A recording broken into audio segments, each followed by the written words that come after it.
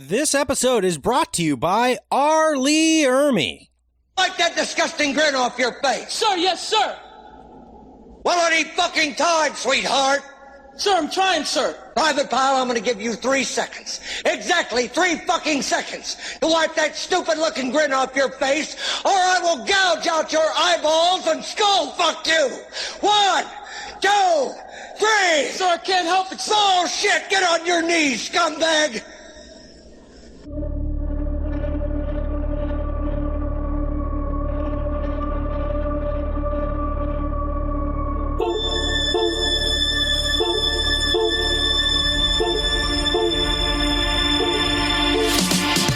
Is this a metal thing? Yes. What taste? David, what is this? Pretty thick. Great. I have to kill a lot of people. Just tell me what you want me to fuck. I have big tits and a tiny vagina. Oil me up, Daddy. I can't believe that Bryce prefers big tits. Mistletoe alert. This is not country. This guy was a real jerk. How long can Ugo be pregnant? Chomp, chomp, chomp, chomp. Oh, she's such a dick, David. Okay, everybody, put on your corpse handling gloves. Ew. Hoodie Picasso. Horror. Hello and welcome to Horror Movie Talk. Your panel of expert hosts each week are Dr. Bryce Hanson, who holds a PhD in spookology, and me, Professor David Day. I'm the foremost expert in scare no-nos. New theatrical releases usually get priority around here, but sometimes we give that priority to new streaming releases. The movie that we're going to be reviewing today doesn't start streaming in America until tomorrow, as this airs. So this is airing on a Wednesday. This movie comes out on Shudder tomorrow, on Thursday. So do take that into account. But what if people don't have a Shudder account? Well, I have good news for you, and we'll get to that. With the code HMT at checkout, get you 30 free days at Shudder.com. So you can watch it over there. Pretty cool episode, I'd say, today. We're going to be reviewing The Sadness, which is, what a country. What a crazy movie this is. This is absolutely bonkers. But not only that, we have our hard fucking artist with the Teflon dick right over there. We got Dustin Goebel. How you doing, Dustin, my boy? I'm doing great, guys. How are you? Doing good, man. It's great to have you back. The last time we had you on was on Possessor, where you made us aware of that crazy cool movie, and now we have you on for The Sadness to make us aware of this. Yeah, hopefully you guys like this one. It was something else. Let me tell you. So, by the way, if you guys want to check out Dustin has been doing our artwork for years now. He's just a super talented artist, and you can check him out over on his Instagram at dgoebel00. That's at DGOEBEL00 on Instagram. And, from there you'll find a link to his website. And is there anything specifically you want to plug for yourself, Dustin?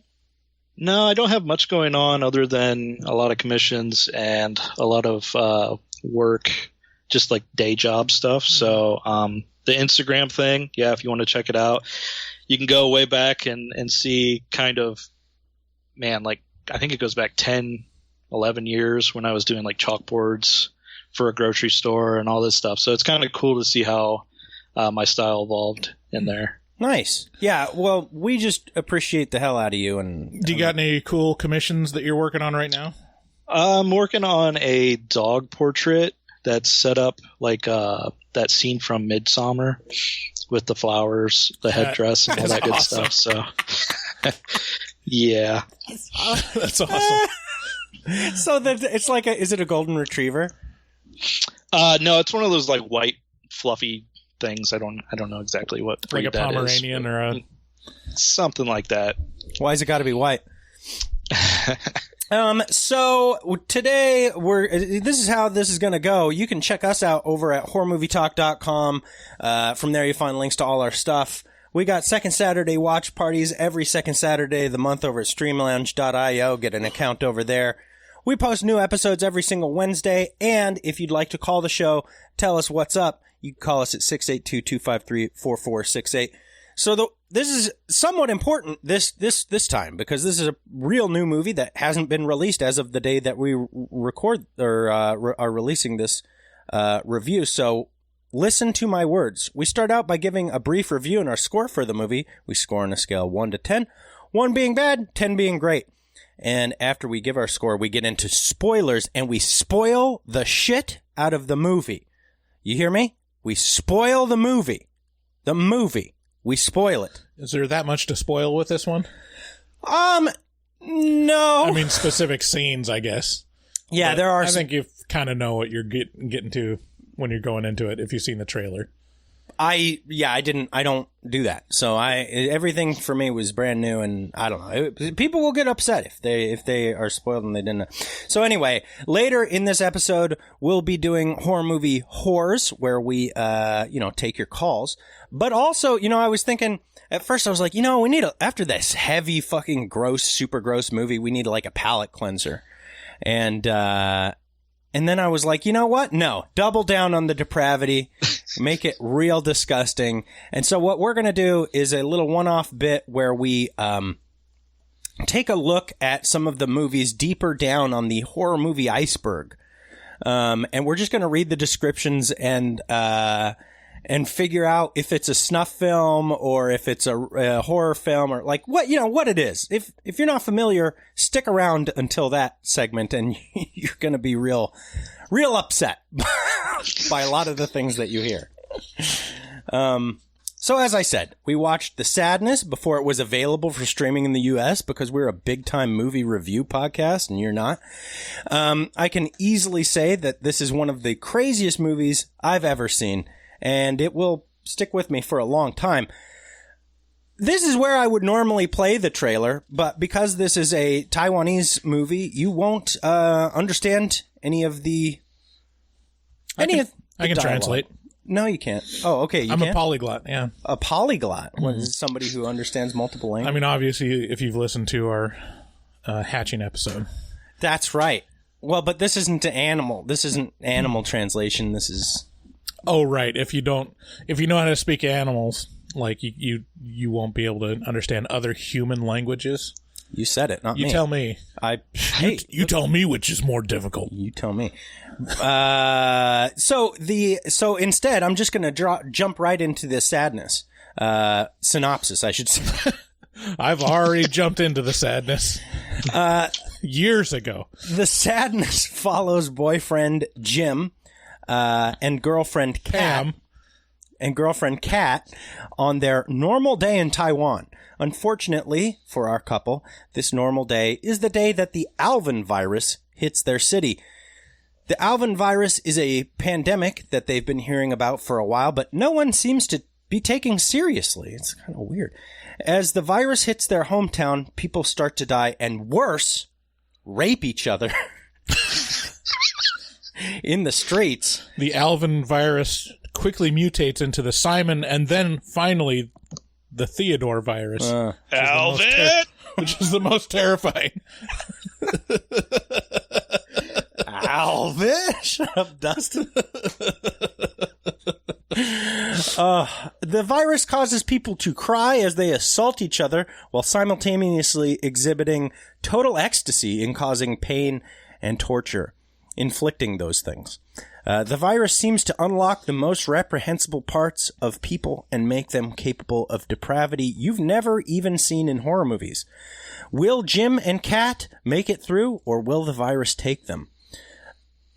Okay, so The Sadness is a Canadian writer-director, I think Rob... when I put this over here, Rob Jabaz, it's his writer-director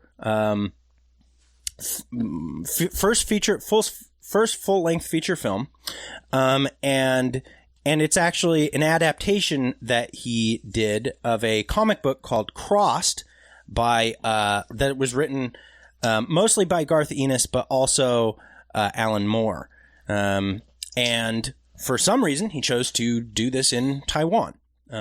It may be that Crossed took place in Taiwan. I'm not certain. I don't do that kind of homework.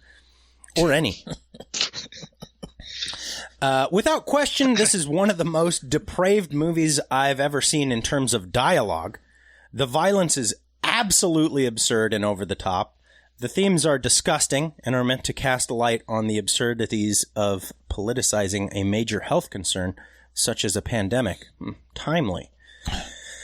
I heard That wouldn't happen. that wouldn't happen. People would put aside politics for health of the people. It's interesting you should mention that. We have a call that came in. I listened to that one too. I'm excited to get to it. We have a call that came in that questions. It was it was nice. Yeah. We could just play it right now. Nah. No, you stick around for horror movies, horrors. I heard a little bit about the sadness before I watched it, enough to brace myself, which was good because I don't think I wouldn't have enjoyed this movie at all otherwise. The makeup. I started watching this last night upstairs while Erin was playing Minecraft on her laptop. Light and breezy evening for Erin. And she got to a point and she's like, I can't even be in the same room. And I was like, yeah, I was surprised she got through that much, because I think she got to a certain rape scene. Wow, she made it that far, which is really the pinnacle of the movie. I don't think you can match the depravity of that scene. Yeah, there's a couple. Yeah, I think I know which rape scene you're talking about. Fun times. This is just entertainment people watching their TVs to fall asleep to, so it's like, A lot of our listeners probably fall asleep with huge boner. I can't take care of this one. So the makeup, effects, and execution is unbelievable, rivaling that of similar splatter movies like Brain Dead, aka Dead Alive. This is a pretty impressive movie effects-wise. It's a slick movie, and it's well made, and it outpaces most action movies handily. This is a fast movie, and it just keeps that pace up. It's also so absurdly disgusting that I imagine most won't be able to finish it. It takes the old premise of zombies and the morality tales that they brought to the silver screen and pops a monster truck engine under the hood before sending you to hell with tears streaming from your eyes. The sadness is super gross, but it does have something of a point, which makes it easier to take in. That's what I was talking to Dustin. I was asking him a couple days ago. I was like, where does this fall? I have a feeling Dustin watches grosser movies than I do. And so I was like, Dustin, where does this fall in terms of super, super gross, disturbing, gross movies for you? And Dustin, what did you say? Yeah, I mean, it's definitely up there, but like you said, I feel like there's a reason behind the way people are acting in this movie, so it's not as disturbing as, say, like Human Centipede 2, where you just have this like grotesque fat dude with bulging eyes like doing all this ridiculous stuff to these people for no apparent reason other than he's insane. So yeah, but it's right up there. Yeah, it feels like there's something like there's a kind of a cudgel of a point on this movie, which is like people. Actually, it's funny. There's something. See, I didn't see a huge overarching point other than like people can be bad. Yeah, it's actually this. People, what a bunch of bastards. Yeah, it's nothing earth-shattering. It's not like a great point or anything like that. But there is something there, right? It's not depravity for depravity's sake necessarily. There's like a little like pigeonholed, like yeah, but look, people are bad no matter who they are. Kind of like super great point. Yeah. But not. Yeah. So take that for what it is. It'd be great if it was like the premise is it makes you do your most intrusive like subconscious thoughts, and everyone's just raping and murdering and like just fucking shit up. And then there's just one guy that's like, you know, I've always wanted to take a walk along the river, but I never did it. You know, I've always wanted to try my hand at building, you know, little model cars. And he's just there, just like, yeah, fucking cars. He's got black eyes. Yeah, he's like, cars. He's got black eyes and like doll's eyes. The non-stop themes of rape, murder, and stupendously disgusting dialogue, where characters describe in vivid detail the acts of violent sodomy they wish to perform, made me so happy this film wasn't in English. Had I heard those words spoken in a language that I understood, I would have been maybe unable to finish this movie. Yeah, I know. I'm used to reading them every day. Yeah, I read that shit constantly, but I'm like, oh, here it's spoken. Gross. Yeah, there was...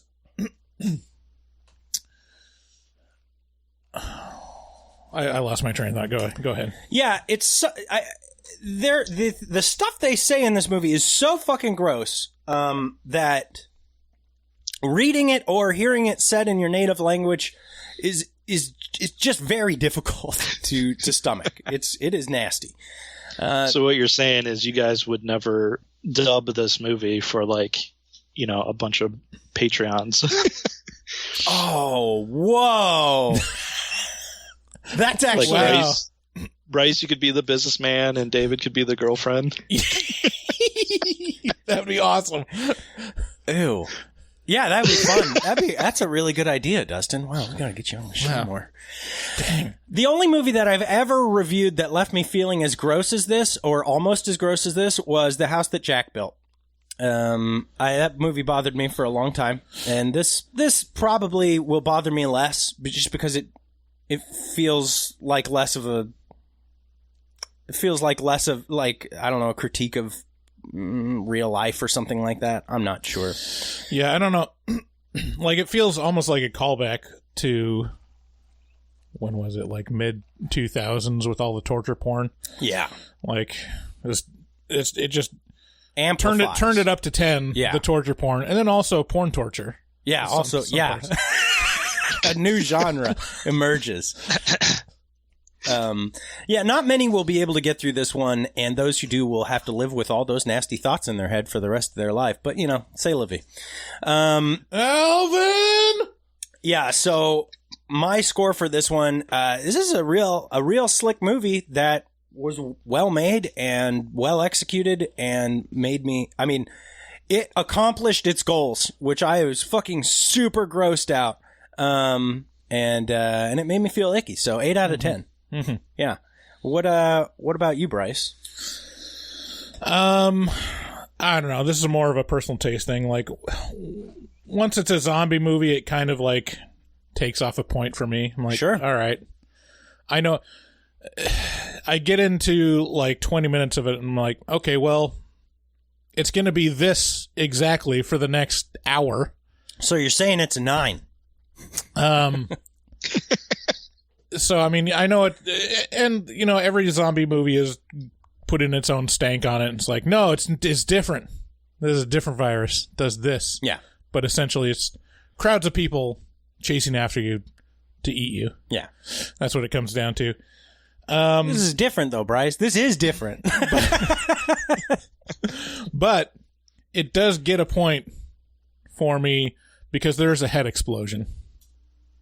Any movie with a head explosion in it by default gets an extra point for me. So I mean, I give it like a 7. I think it's good. It's not a must see, but if you're into this genre, if you're into zombie movies, you want to see something different, and if you're into torture porn, like, this is the pinnacle, right up your alley. Yeah, this is the pinnacle of like normal movies, torture porn. Like, before it starts getting into, you know, movies where you're like, I don't know, what is Faces of Death? Is that real? You know, like, how real is this? And if there's some question about like the reality of the whole thing, then that transcends this a little bit. But yeah, what did you think of this movie, Dustin? So I am a sucker for zombie movies. I went through this big stage when I was in college, like so early 2000s, like Same. you were saying. Yeah, same here. Yeah, so Shaun of the Dead, like 28 Days Later, like The Crazies, all that shit came out, and I was just like, okay, I need to watch as much as I can. Yeah. Keep feeding me. Yeah. So this kind of brought me back to sort of that time, and I like how it was like The Crazies, but turned up to 11. So, man, I feel kind of fucked up now, but I'd give it a 9. You know, I think this is the thing. It's so silly to rate movies. Yeah, we haven't said this in a little bit, you know? But I am judging you. No. You can't judge. It's art. When next time you're running for political office, this is going to come up to bite shit. you. You're like, God damn it. He gave a movie I didn't even think of that. with a... Spoilers. No. With a skull fucking. A 9 out of 10. This is the stuff that he likes. Yeah. This is his stamp of approval. And Dustin will be like, well, trick's on you. That's my platform. Yeah, you be careful. If you're around Dustin, you know, just watch out for your skull. That's all I'm going to say. Wear sunglasses. Eye protection Get some Oakleys. proper PPE. So you can't get in there. Oh man. Okay, so we got a 9. We got a 7, 8, 9. Mm-hmm. That's pretty. That's no matter how you cut it, it's you know, our scores say it's a pretty good movie. Yeah. So yeah.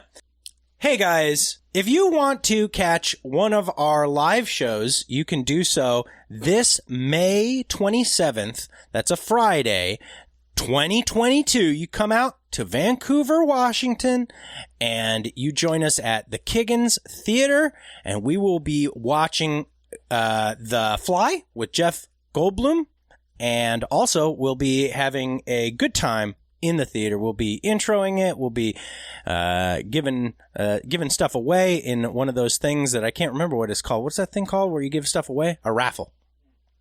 And we'll also be, you know, shooting the shit with you guys. So come on out, see us live at the Kiggins, and, you know, pre-purchase those tickets at kigginstheater.com. Theater is spelled with an R-E in that way to make you realize this is a classy establishment. Yeah, we're not going to any peasant theater. Theater. This is a theatre. Yeah.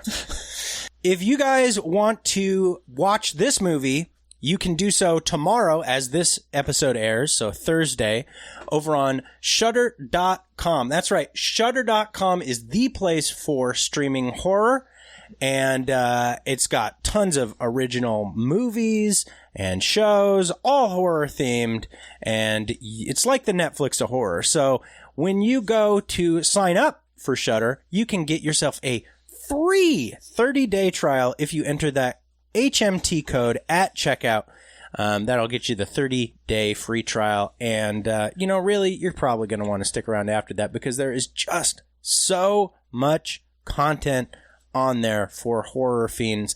I think Dustin, one of Dustin's favorite movies is over there.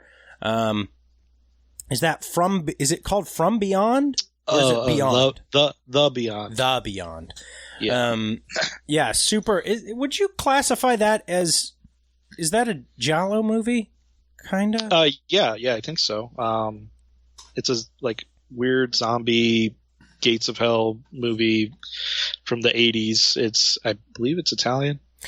Yeah, and by the way, like, if your lane, if you don't know anything about Italian Giallo horror, or if that is your lane, there is a ton of it over there on Shudder. So, yeah, go ahead and sign up there. HMT at checkout gets you 30 free days.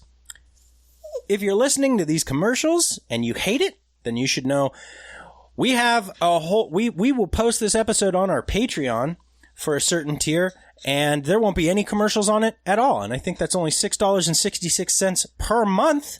That's about the cost of a cup of coffee. So all you got to do is head on over there, pony up, and then you get every single episode with commercial free. Come on, Mark. Don't be stingy. Don't be stingy, Mark. Yeah. Oh, yeah. That's where it spits. That's the hole. That's where it spits. So check out our Patreon. That's the best way to support the show. This is a free show, and we appreciate all the support that we get from all our patrons, of which Dustin is one. So thank you, Dustin. Also, you can buy a shirt, you can buy a sticker, you can buy a coaster, you can buy all kinds of crazy crap over at horrormovietalk.com/shop. And finally, again, just a reminder, check out our resident artist, Dustin Goebel, the man, the myth, the legend with the Teflon dick. He's a professional artist. He fucks really hard, and he's so busy sometimes with his art. That's how good his shit is. That he's too busy to take on commissions sometimes. And Very so, true. I mean, we got him on the line here. We could just let the hard fucker give himself a plug. Yeah, what do you... Go ahead, Dustin. Let's put him on the line. Oh, well, we already did this. It's fine. You seem busy. He can't hear that. Can he hear that drop? He can hear it. Oh, I heard it. Wow, Dustin, it was a big load, I gotta say. Yeah, so check him out over at dgoebel00 on Instagram. That's DGOEBEL00 on Instagram. Again, you want to call the show, you can do so by calling 682-253-4468. That's 682-253-4468. Thanks for listening, and let's get into spoilers.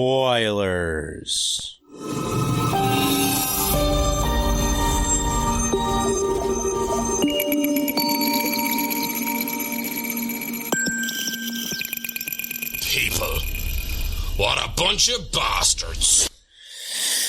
Whew. Okay, so the sadness starts out...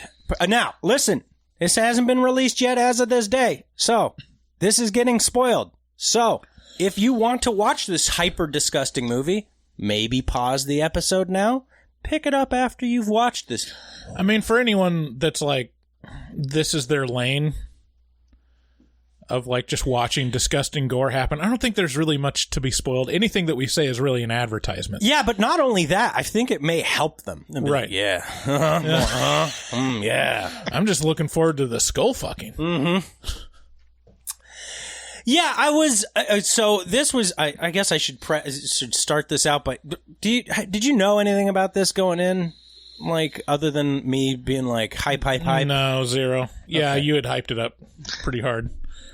And did buckle up. It's going to be, it's pretty insane. And did it meet those expectations, or were you like, boo, stupid? Well, I was expecting like, I don't know, I don't know what I was expecting. A good movie.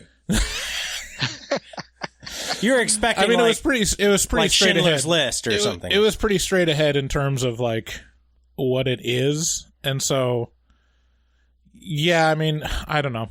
When you, I'm so numb to like true human depravity at this point, having been on the internet for 20 years. It's like, I mean, sure, he fucked that living girl in her eye socket, but, you know, I saw a guy like get exploded yesterday from a tire, so. Well, there it's you go. Pretty comparable. Wow. So. Ew, David. Yeah, I agree. Bryce is gross. That's gross. Dustin, did this movie hit you? Like, how did you hear about this? And like, when you watched it, what was your reaction? Yeah, so I saw the trailer about a year ago when this movie came out, and it doesn't really explain much other than I think it kind of just showed, you know, people's faces melting off and stuff like that. I was like, holy shit. So I don't know what I was expecting other than this is going to be pretty gruesome, and it did its job, I think, pretty well. You know, so I sit down and watch these things a lot of times with my wife, and she ducks out, you know, a decent amount of the time, just because it's just sometimes she just wants to fall asleep, and it's hard to do that with rape and violence in the background. Sure, sometimes. But Bryce's wife, not a big fan of disturbing horror content. What about your wife, Dustin? Is she sit down and watch this stuff with you? No, I watched this on my phone in bed. While you're masturbating next to her in the dark. She's like, Boy, Well, I touched her thigh. what's got you so geared up? Why are you so geared up? I'm watching this movie. What's it called? The Sadness. And she's like, oh, that's dark. And you're like, you don't even know. I mean, I gotta say, it feels like false advertising. They are so happy. They seem so Everybody happy. is happy. Everyone was like super happy. Yeah, well, that's kind of the They were most... crying, but it seemed like they were tears of joy. Once they explain the mechanics of how it works, of how this Alvin virus works on the brain, and you realize That rascal virus. why they're crying and smiling and having such a good time, it kind of adds this extra level of grossness to the whole thing. So bravo on that, I guess, because it adds a weird dichotomy to the whole thing. But yeah, it starts out like any other zombie movie. Shit's chill. In the background, it's like, oh, news reports are that shit's fucked. And you're like, no, it's chill. It's chill. Look. He's got his neighbor. He's watering his basil. I'm trying to think. I think Dawn of the Dead, the remake, is the only movie I can think of where it starts out with just a wave of zombies, where it seems like most of them are like scattered reports and the one guy, the one zombie walking around in the neighborhood. Like, hey, that's weird. Frank's not usually out this morning. Hey, that's weird. Frank doesn't usually eat brains. Hey, Frankie. Yeah, actually, that brings up a good point. This, I mean, to any seasoned horror fan, this is basically a reskinning of 28 Days Later. Yeah. A reskinning and then just like amplification. It's like, even down to the virus, they say, oh, this is a version of this is kind of like the rabies. It hits the limbic system, like all of that stuff. This is like, but then really turned up in terms of violence and depravity and pacing. Yeah. So like it's all just 28 Days Later done to death. So yeah. They had we got Jim and Kat or Pam, and they head out to do their normal day. Kat gets on the subway. Jim heads downstairs to get on his like motor scooter. Actually, yeah. So Jim's really like kind of like, some weird stuff going on. Like that neighbor across the chasm on top of that other building. That was really the most disturbing part of the movie for me, was anytime that guy was on screen. I was like, ugh. It'd be great if it was actually played by John Krasinski as Jim from The Office. Right. Like sees the old lady just like bloodied standing on the roof, and then he like turns to camera and gives it one of those Jim looks. Like, It's seeing someone get raped and murdered, and it's like turns to the camera. Now, are you seeing what I'm seeing? Look at this. Another day in the office. Yeah, no, that dude, they referred to it as a lady, but it might have been a dude. Like, I'm really not sure. The dude in white. No idea. The lady in white. But there's a lot of really disturbingly made up people. And just the presentation of that person was upsetting. Kind of looked like that weird monster from Pan's Labyrinth. Had this just like, oh God. So, it's just somebody's grandparent, really. Hey. Ooh, wow, now I'm drawing a lot of weird parallels. Anywho, yeah, I was just imagining you just give a description of someone that looks Asian. Like, it was really disturbing. They had a real different look to them. Wow. Had these. All right. No, okay, yeah, no, inappropriate. Y'all, that was Bryce's voice. So there's a lot of this stuff on the next door neighbors, like, the pandemic's a scam. This is just the government trying to keep a lid on things. They don't want the economy to go in the shitter. And then as Jim's down walking around in the coffee shop next door, then things just go from 0 to a billion. And my note is granny spit, fryer attack, neck stab, car run over, suicide leap, chase sequence. And this all happens within the span of 15 seconds. Yeah. It was like, all this, it was like RoboCop 2, the start of RoboCop 2, which is just like, crazy, crazier, even crazier, crazy! And it's like, whoa. And it really ramps up into just high speed, like very, very fast. And it doesn't really put that pace down very much. Here's an issue. What are the rules of this virus? Because it seems very iffy to where the grandma spits on the guy's face and he turns into a zombie immediately. Boom! Like within moments before the spit hits his right. Within moments, he's also stabbing people in the neck.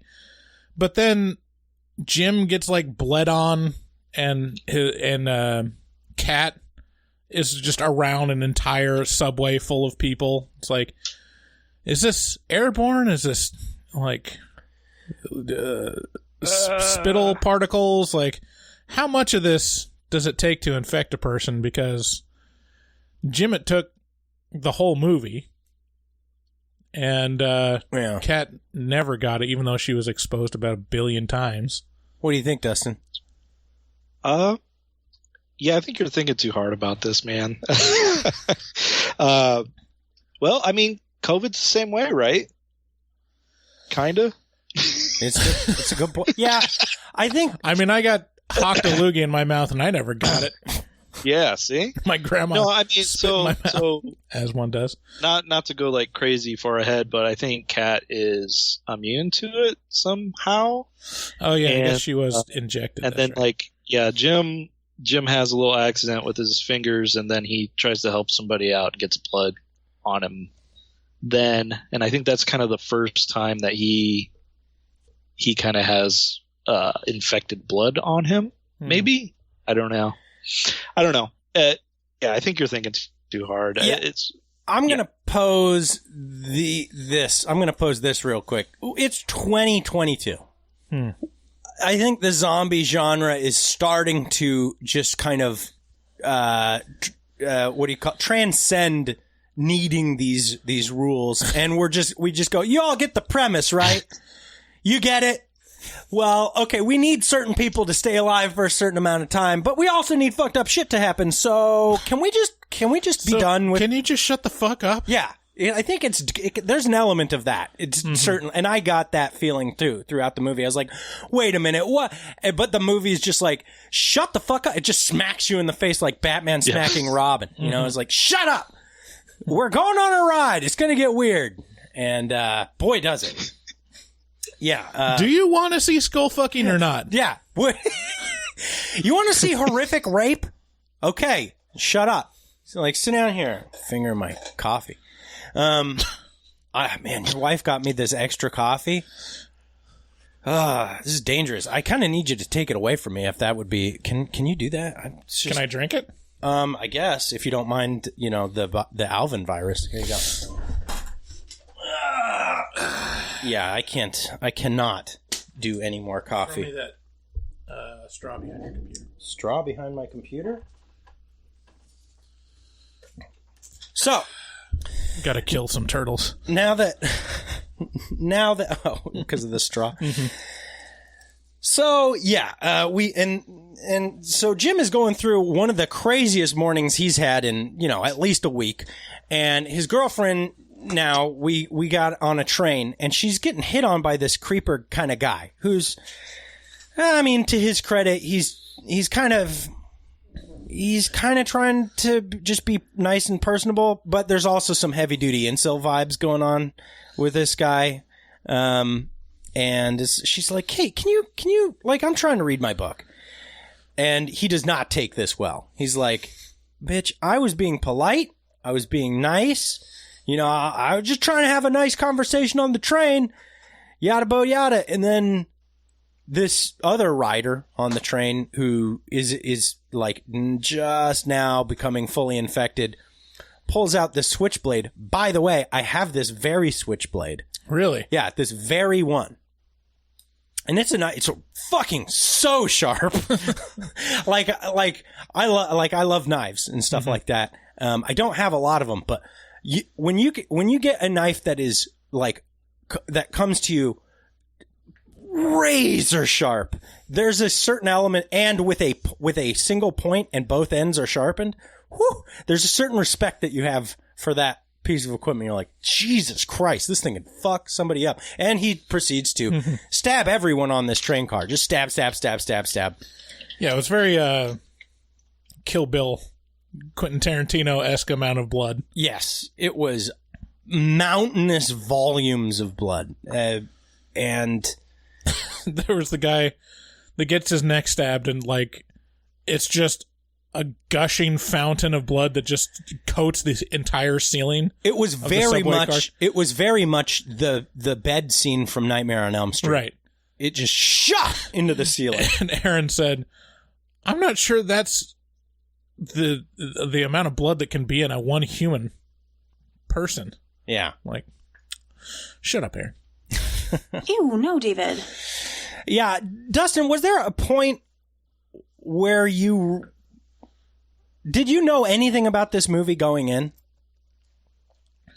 No, not.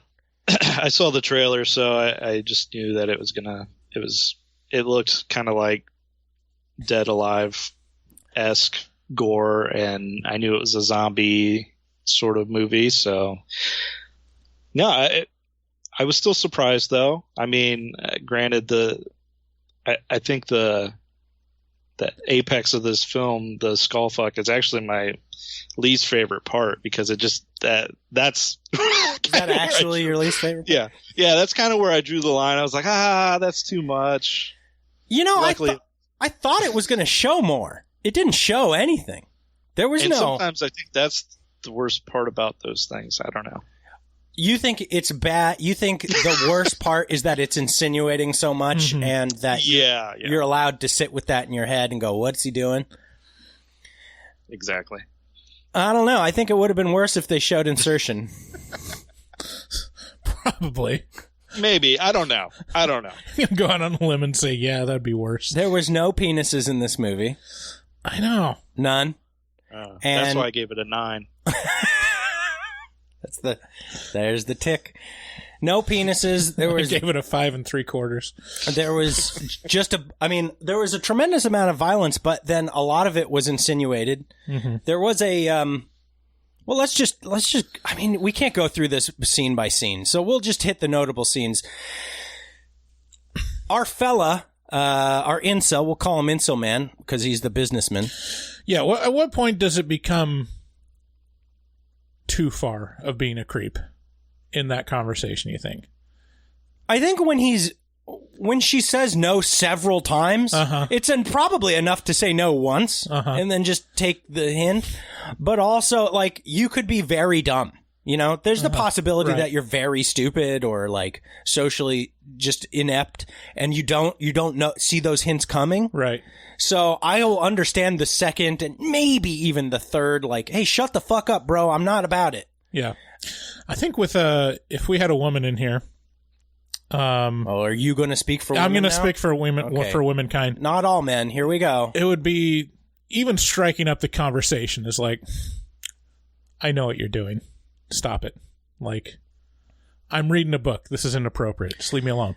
Yeah, there's a bit of cognitive dissonance available in the human experience. Because if some woman, any woman, were to strike up a conversation with me, I'd be pretty fucking jazzed.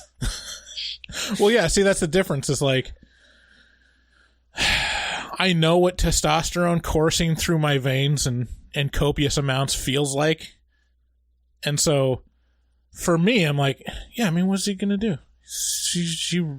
His body is telling him everything. Like, how do I get this done? Like, what do I say? What's the magic words? Like, maybe if I just tell her she's beautiful. You're like a big dirty raccoon, David. Yeah, and women are like, no. Ew, David. I don't want to talk to strangers. Ew. Yeah, they're not about it. They don't want, and specifically, and I'm speaking to all the men listening right now, specifically you. Right. No one wants to hear you. No one wants to see. Here's the thing. This is the fundamental difference. I just cracked it. Women do not want to talk to any strangers that want to fuck them. Ooh. And men definitely do. All comers. But if you want to fuck me, let's chat. It might not happen. Right. It probably won't happen. I will fuck this up somehow. Like, even if there's like no possible way that I'll want to fuck you, we have something in common. It's like, which is the desire to fuck at some level. Like guys that get hit on by gay guys, like, I'm so about that. It's like it's flattering. It's like, wow, yeah. I mean, I would never, but I understand. There was an interaction at the last Kiggins show where I think some fellow might have been. We were having a fun repartee, and I was like, "This is so gratifying. I love you. You're the best. Thank you for affirming me as a person." And just because as a dude, you don't ever get that. Ever. No one comes up to you and is like, "You're pretty great." You're like, "What?" Whereas I imagine as a woman, it's maybe overwhelming. Right. It's like, can we not ever do that, please? I hate that. I get that all the time. Right. So. And I think the difference is kind of explained by this movie. It's like, for women, there's always a threat of rape. Because all these people are, the view is like, everyone wants to rape me, and there's always a threat, especially if they're men. And men, it's like, no, I'm not worried about that. Dustin's a little bit more put together than we are. Mm-hmm. I feel like he does his hair in the morning, you know? Yeah. He probably showers regularly. Right. I do that, yeah. So, are you getting, are people approaching you with, and if someone were to approach you and like be like, "Hey, you're looking pretty good today," like, would you err more on the side of, "Hey, great, thanks, let's talk," or would you be like, "I get enough of this"? I definitely don't get enough of that, but I also don't like talking to people, so it balances out. Yeah, it balances out. Fair enough. And so this train interaction immediately becomes unsavory because Mr. Businessman Incel catches the virus, and then he proceeds to just, with very focused intent, go after Kim and Cat. I was thinking Pam and Cat, so I went Kim. Cam. He went after Cam, and it was just a lot of really horrendous dialogue about, like, "I'm gonna fucking rape you, bitch. Like, I'm gonna get you, and I'm gonna do horrible things to you." And yeah, the dialogue in this movie. I gotta say, Kat does not have a lot of hustle. Like, during this entire train ride, she just, like, she even goes from standing to just sitting down. Did you notice that? She goes from witnessing this horrific, like, just decimating carnage in front of her. And then she's like, I'm so scared. I'm going to sit down in the middle of it. Don't blame the victim, Bryce. God, you're just such a toxic man. And she just sat there and watched it. And then the guy the old guy, he's got an umbrella, and he stabs the woman next to her in the eye. Yeah. She's like, "Oh my gosh, what? I'm so terrified. I'm going to sit right here until the train stops." I mean, there's an element of... There are doors that you can switch cars in. You know, Are there? You don't know that. Maybe they. I It watched didn't seem Train- like anybody in that train was going for the. I watched Train to Busan. Like, they exist. This is Taiwan. This is not Korea. This is different. They're not the same thing. It is not. All those trains look the same to me. I am. This is so toxic. I do not approve of any of this. I will say the soundtrack on this movie is fucking insane. Like, it is insane. And I might be keyed in a little bit more on this because a couple episodes ago we had Fart Simpson on and we reviewed The Wailing, and which is a Korean film. And he brought light to, boy, these Asian horror films really have crazy soundtracks. And this one had some crazy, just very alarmingly disturbing. To you? Yeah. It was a weird. It was similarly eerie and frantic. So it was a pretty great soundtrack to this. And yeah, at this point, we have this kind of this nonstop dialogue about rape, and then this fella eventually catches up to these two girls and proceeds to skull fuck the girl whose eye he stabbed out. Yeah, he skipped out over a lot. Yeah, This is like towards the end now, but no, we've talked about this. It's about midway, actually. Is it? Yep, about a little bit past midway is where the skull fucking occurs. Huh. Yeah, it goes. What did I miss? A lot of stuff with Jim. Yeah. He puts someone's stapler into some Jell-O. He's riding along. There's that scene where he stumbles across like the world's messiest basketball court. Yeah. And there's just a gang of guys just torturing this other guy that's just stripped down to his underwear, and he's like just mutilated, face just puffy with beatings, and they're like running and shoving his crotch into a pole that has barbed wire wrapped around it. Yeah, they have his whole body picked up, his legs spread eagle, right, and then they're slamming his genitals into a pole with barbed wire wrapped around it. And then it turned out that it was a huge misunderstanding because they were just filming. Yeah, because Jim came in and he was like, "Stop mutilating that man's genitals!" And the man was like, and the guy, then they were like, "No, we're filming a Japanese game show." And the dude was like, "I'm about to come. What are you doing?" The dude was literally like, "Hey, what the fuck? You messed up my. Now I got to start all over again. I got the vinegar strokes now." And that's where you kind of go, "Oh, gross, ew." A lot of parts of this movie where you go, "Oh, gross, ew." Yeah. So there's that. What else were the big parts? A lot of it, again, like the old guy chasing him through the hallways of the subway, like hallways, I guess. Another example of Kat not really having the hustle, you know? Like running, but she's trying to help this other girl that's been stabbed in the eye. You're casting a lot of shade on Kat, yeah, and her lack of hustle. Yeah, I am. But she is at the end of this the only one who is alive. Although at the very end, but she's got a lot of plot armor on her.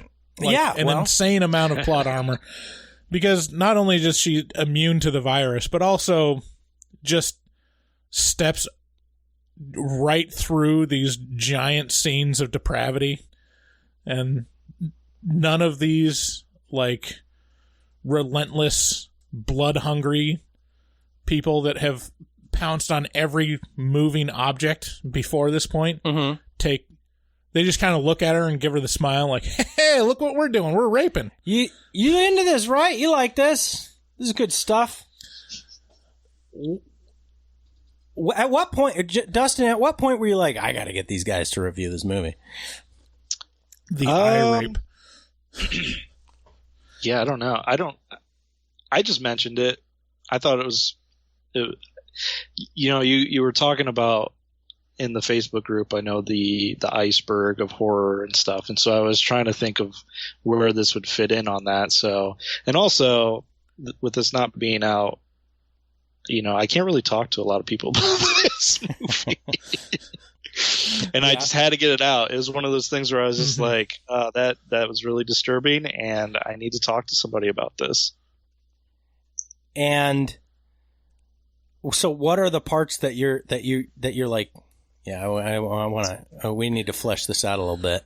Yeah, I mean, definitely like at the beginning when there's this loudspeaker and the government is trying to tell people what to do. Mm-hmm.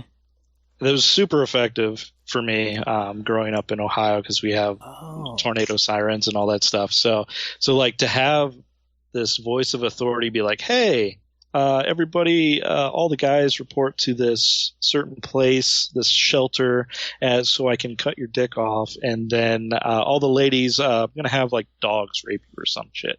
So that fucked me up a little bit. And then, again, the train scene, the basketball court, and then, just that guy being so relentless and saying all those really mean things to the really cute girl. It really affected me. Actually, so we haven't actually talked very much about kind of the quote unquote point of this movie, which is, it's basically like, hey, isn't it fucking disgusting that a public health concern can be turned into like a political talking point and can turn people against each other, and you think you're on the right side, no matter which side you're on. Mm-hmm. You think you're on the right side, but you're gross. Mm-hmm. Like that's the insinuation of the push of this movie is like, you're no better than the other side. You think you are because you're not infected with whatever mind virus they have, but also you do weird fucked up shit in the name of your beliefs too, so everybody's fucked. That was kind of the push that I got from it. Yeah, I mean, yeah. I didn't. I thought that was kind of like an afterthought of just the setup to the reaction to the virus itself. But I feel like the message of it was everyone has this stuff just below the surface.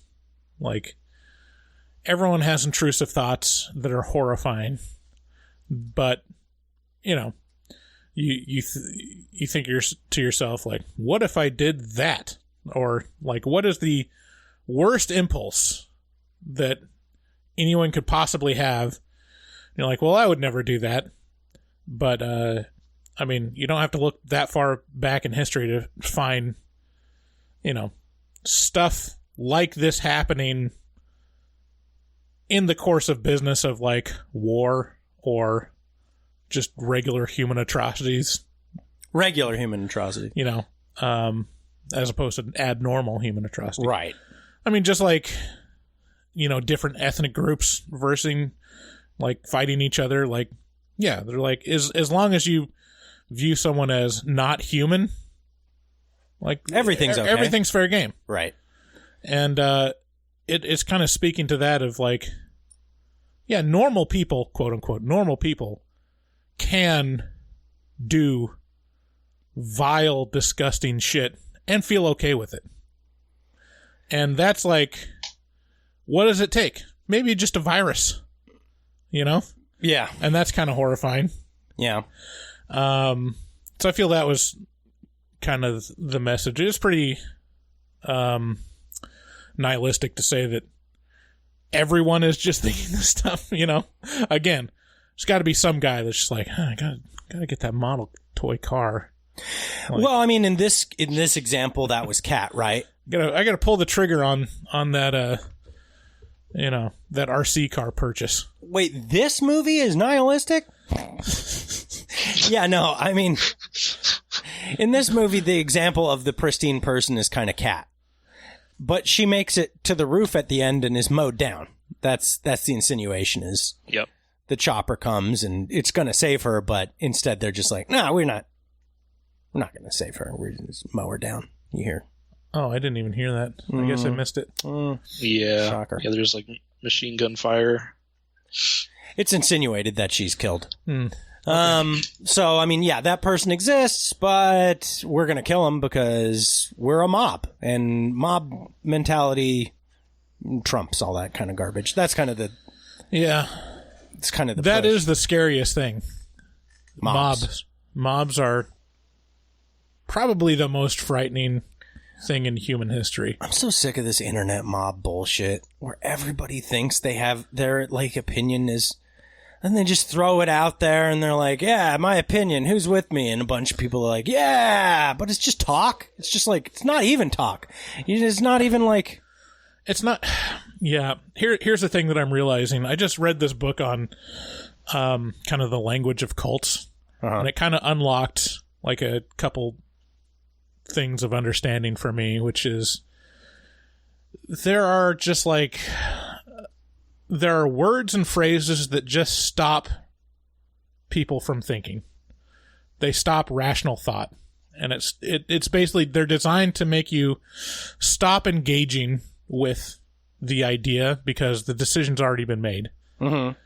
And I realize that, like, I do that all the time. It's like when I'm explaining, it's the woke mob, It's like, isn't that just stopping me from addressing super complex issues? Where it's like, oh no, they're just being woke for the sake of being woke. Like, well, what does that mean? Like, what does that actually mean, or what does that actually attribute to a complex person? Or when someone just says like, oh, they're Republicans, it's anything that it takes to disengage with saying someone is a person with it's valid thoughts and thought processes. They're a Christian. They're a Muslim. Right. They're an atheist. It's like, you just other somebody and then boom. You just stop thinking about them. You And just no go, one... I can just put them in this handy box and I don't have to worry about that anymore because fuck those people, whoever they are. I mean, everyone does it. Everyone has those trigger words or phrases or like concepts that you're just like, oh, well, I just don't have to listen or engage with this at all because like it's a shorthand. You're like, oh, they're this type of person.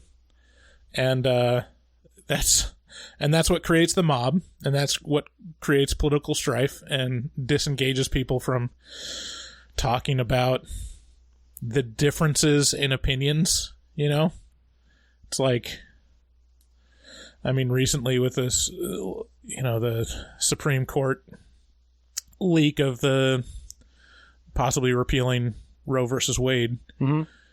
Like, I always use the abortion debate as like a great example of this because even just the labels given to it are not arguing the same thing. Right. It's like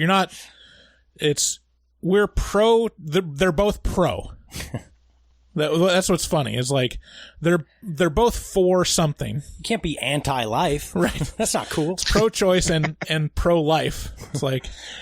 You can't also be anti-choice. Like, that's not cool either. Yeah, if you're like pro-life, does that mean that you're anti-choice? No. I like to make choices. If you're pro-choice, does that mean you're anti-life? I choose fuck you, buddy. And so it's like they're not arguing about the same thing.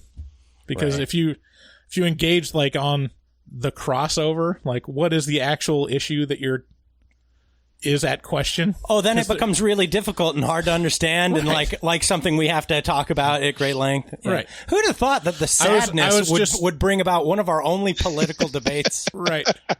I was thinking in the shower today. Uh-oh. This is a shower thought about abortion. We're on real shaky ground, and I'll take the hit for this. Yeah, please do. I really like discovering like the hypocrisies of the left-right divide, mm-hmm. to where you can identify, you can kind of say like, and this is a lot of what the internet does, is like anything that comes up, just any random bullshit, whether it's like Johnny Depp, Amber Heard, whether it's like, Will Smith slapping Chris Rock or whatever, immediately what happens is the internet goes full spin cycle. What are the two sides? Right. Two sides are immediately identified, and you take one. Right. You're like, and then it always has to be the dividing line of left versus right. Like, these are the people that are taking this side, or that's how it's framed, So whether it's true or not.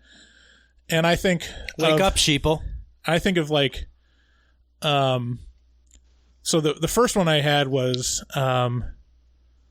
here's an example. Is like, if you're anti-war, I feel like you're more than likely pro-environment, right? Okay. You're like, oh, you're against global warming, and you're also, because it's like kind of more of a, you don't have to a left explain issue. this makes decent sense. So if you're, but really, what's the most horrible polluter in the world? It's just a human being. So war is just going to get rid of the most human beings possible and be the best for the environment, probably long term. So now I understand how you feel when I come with like when I come with like some insane thing that doesn't make any sense. You know, I'm like, you know what? The Wailing is kind of like the Indiana Jones of horror movies, and you're like, ha ha ha, David, you're so crazy. No, this is just mathematics. Like, if you just like commit a genocide and get rid of 1 billion people, it'd probably be the best thing for the environment. Well, there you have it. Okay, and Bryce then is pro-genocide. So, and then on the other one was like, okay, I was thinking about abortion. I was like, if you're pro-choice, would you say are they more likely to be like vegan, vegetarian? Okay, I see where you're going. I would say I'm not going to weigh in either way, but go on. So you'd say, meat is murder, right? Right. But also, life begins at birth. Ooh. Wow. So the loophole is just eat aborted pig fetuses because they were never alive.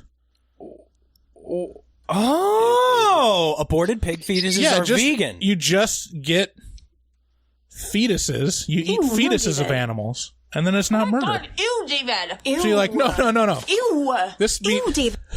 This meat is not murder. It was never viable. And it's probably super tasty because it's tender. Oh, the tenderest. Never even used those muscles. Never experienced gravity. Never even had to stand up. Because it couldn't. Right. You make some good points, and I think that... And it goes to the point, like, I don't Dustin need is going to be absolutely horrified to be on this episode of Horror Movie. I don't need a virus to be utterly depraved and fucked up in my thinking. Ew, David. Right? I can just do this on my own. People. What a bunch of bastards. Well, you heard it here first. You can't deny the logic of it, right? You're going to go on a campaign. Anytime I see like a meat is murder or like some kind of vegan protest out in front of like Jimmy John's or whatever, be like, hey, use aborted pig fetuses and we're okay, guys. Right. Yeah. I only get my bacon from aborted pig fetuses. Wow, there's probably so little fat on that bacon. Like, it's probably not. But I mean, you can just pump those out. Can you think of the size of those bacon strips? It'd be like the size of your finger.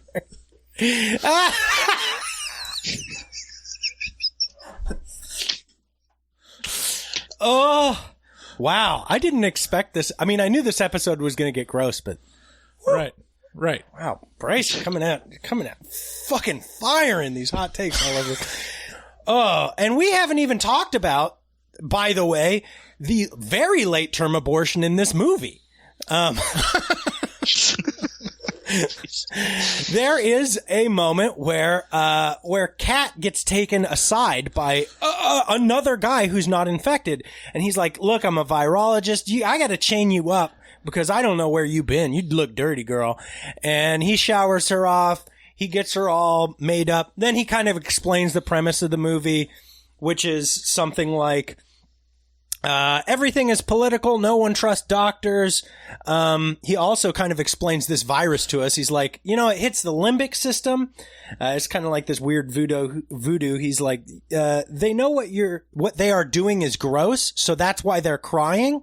But also the limbic system, when it's impeded in this way, when it's retarded, Whoa. Well, when it's slowed down, when the limbic system isn't allowed to when do it's handicapped. Well, when it's neurodivergent,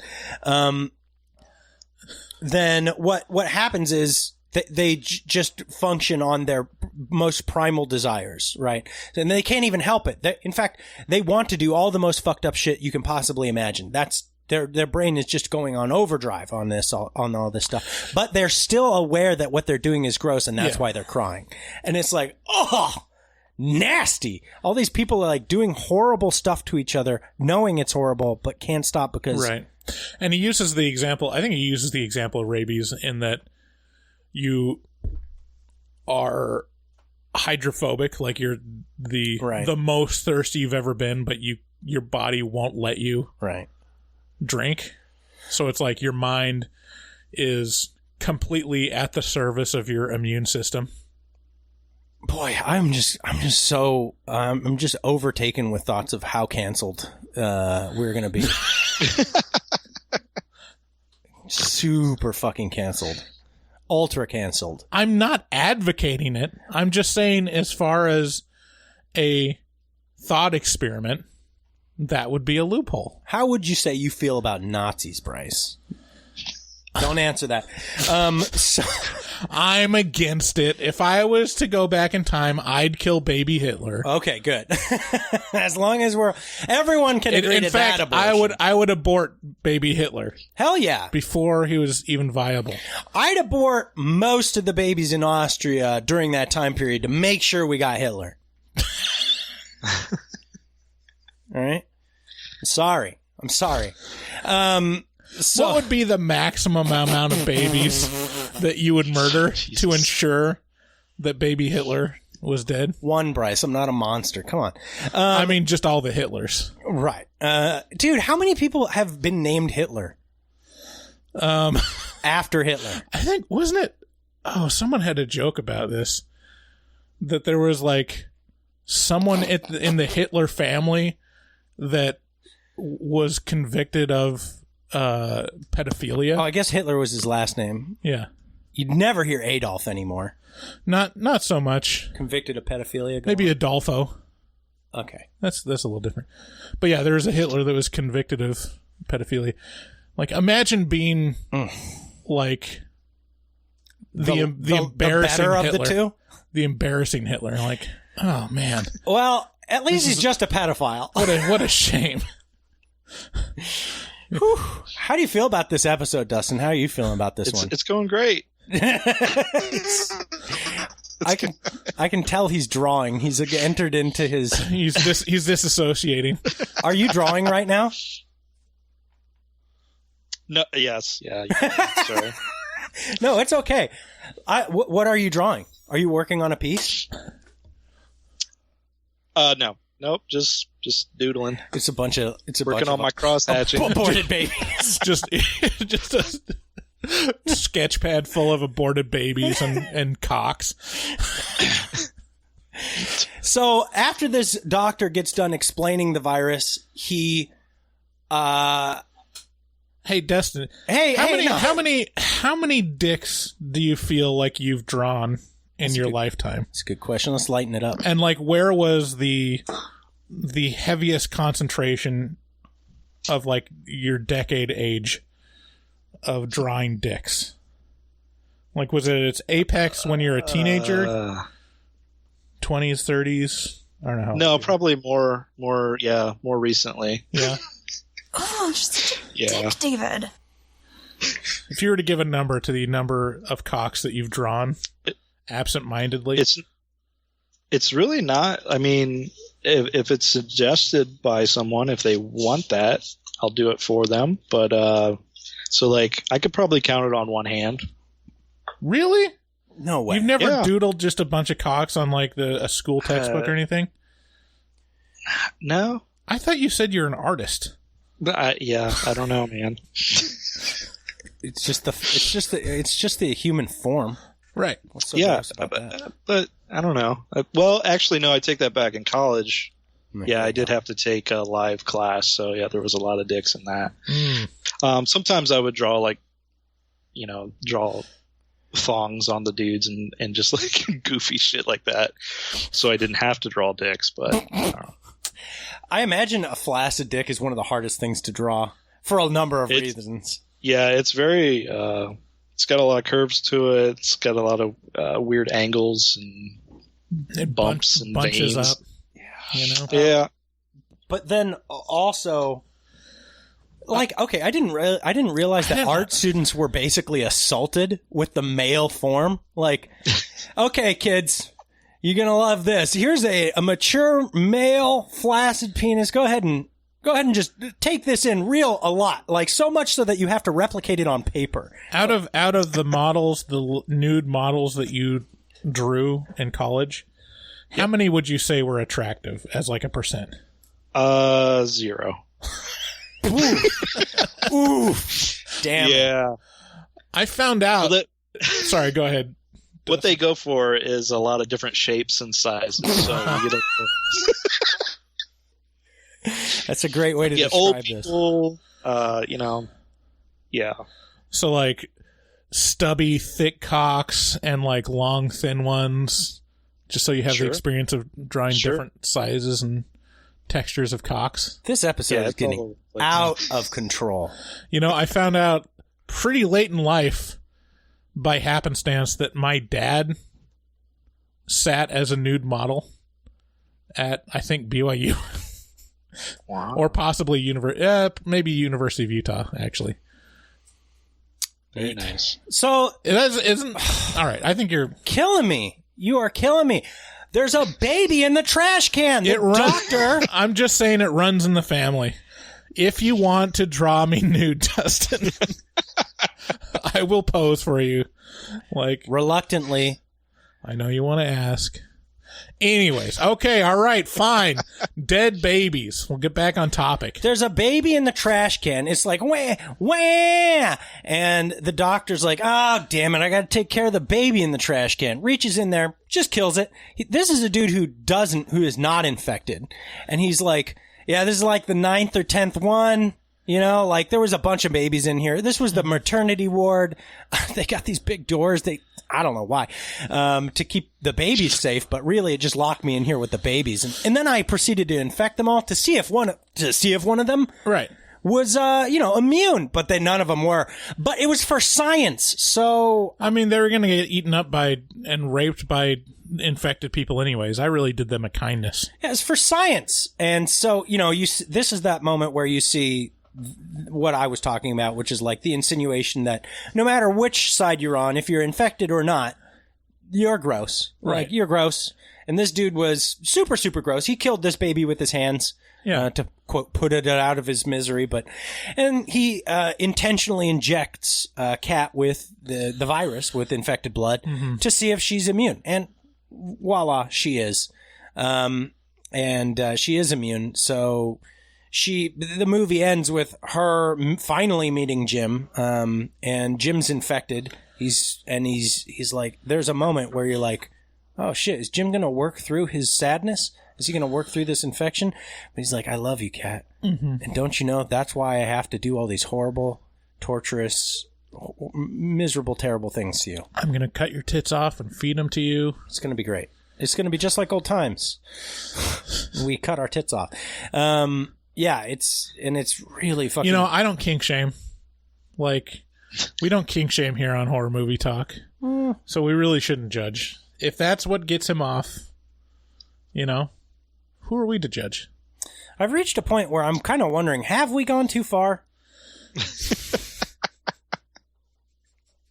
I think you guys are all right. I'm pretty upset right now. Ugh, this is so gross. I'm not going to do the iceberg thing. We'll talk about it a little bit, but I just can't read those things. I've been pulling those up. I've out depraved you through my thought experiments. Well, that, and I've been pulling them up as we've been going, and I'm reading just a little bit about them, and it's so fucking upsetting. Ugh, it's so gross. We should have a a content warning on the beginning of this episode. Yeah, we definitely should. Anyway, so the movie ends really dark. It's like, yeah, she gets away from her boyfriend to go to the helicopter that's supposed to pick her up, but they murder her with guns, and, you know, they're not infected, supposedly. Although, if you were infected in this movie, you could technically drive a helicopter because all your facilities are intact enough. Yeah. Anyway, so it's a super fucked up movie. Ends with a pretty cool metal track. But yeah, I don't know. So, Dustin, you gave this a 9 out of 10. Is there other stuff to this degree of depravity that you've seen that you would recommend? No, because usually I don't like stuff that's this intense. You know, like Cannibal Holocaust was kind of it's way less intense than this, but it's still, like, stuff like that still bothers me. You know, Human Centipede 2, like we mentioned that before. I think that's the only thing that I can think of that is kind of as disturbing as this.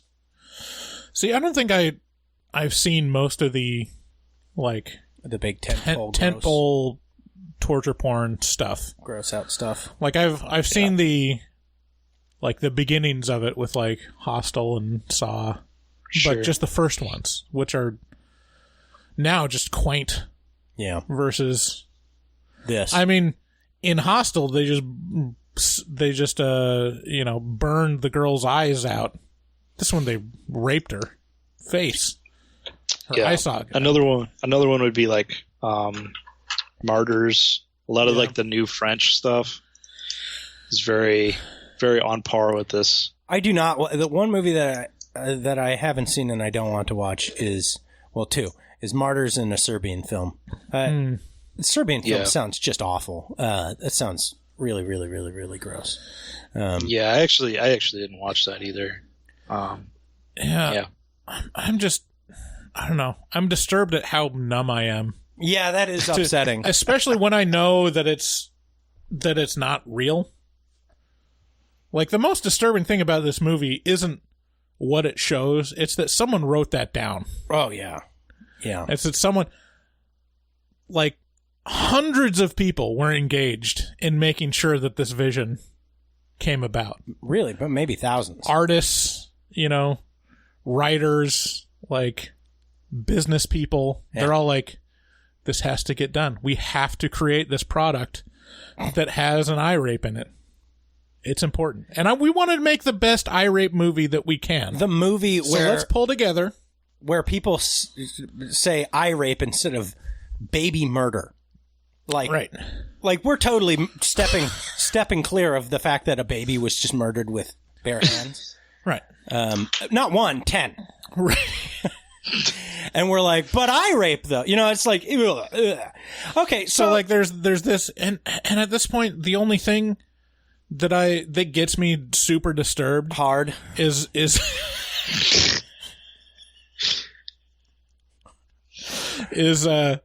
like actual videos of people like hyperextending their knees. Yeah. It's like, Jesus Christ. Oh. That just, like, it's the most painful thing for me to see is like, oh no, his knees are bending the wrong way.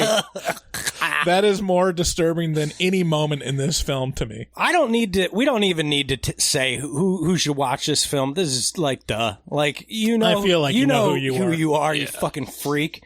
And I don't want anything to do with you. And just keep it to yourself, fucko. So here we go. Horror movie whores.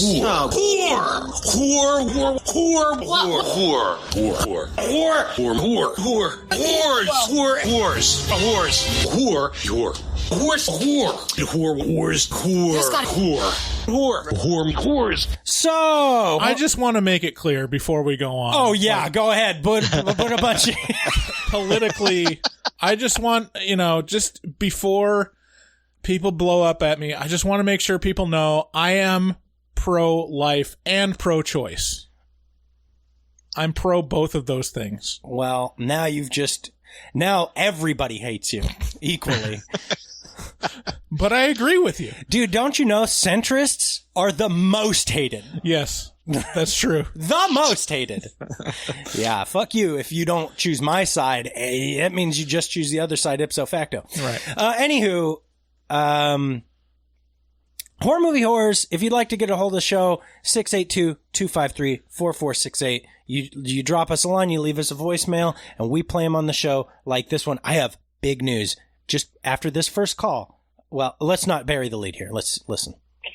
Hey, Bryce. Hey, David. This is Mitch from Minnesota.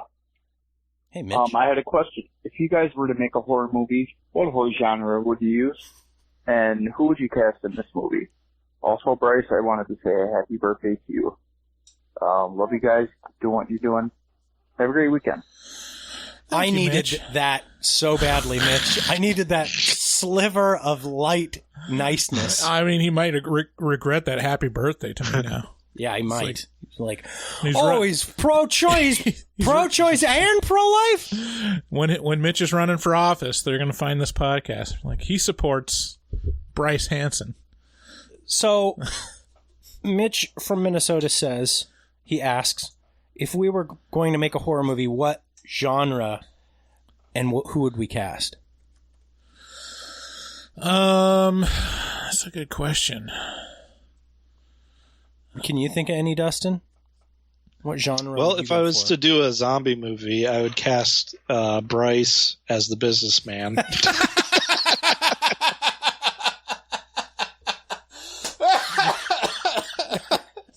You do the American remake of the Sadness. Why not? Let's do it. Just happened, but fuck it. I think I'd